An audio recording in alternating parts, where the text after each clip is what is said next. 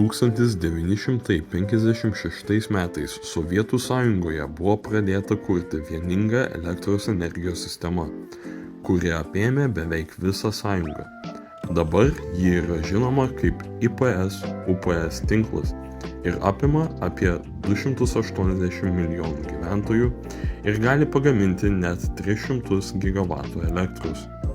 Tokie tarpvalstybiniai elektros tinklai leidžia užtikrinti, jog valstybė, kai yra energijos trūkumas arba kažkoks elektrinis gedimas, gali pirkti elektrą ir patenkinti gyventojų poreikius.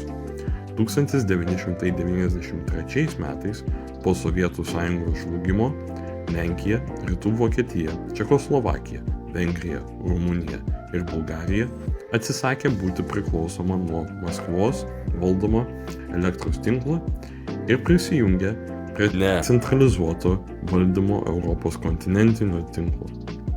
Baltijos šalys dabar planuoja padaryti tą patį ir dėl to 2024 metais, Liepos 16 dieną, buvo nepratęstas BRELL Baltarusija, Rusija, Estija, Latvija, Lietuva sutartis įpareigojanti mus IPS-UPS tinklui.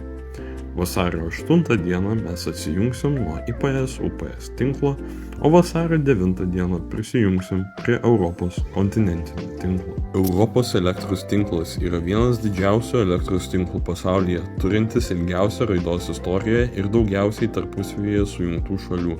Jis pradėjo kurtis 1951 metais, šiek tiek anksčiau nei IPS-UPS. Tinklas palaipsniui plėtėsi, tačiau dėl geografinių sunkumų Skandinavijos, Britanijos ir Airijos tinklai nebuvo sinchronizuoti.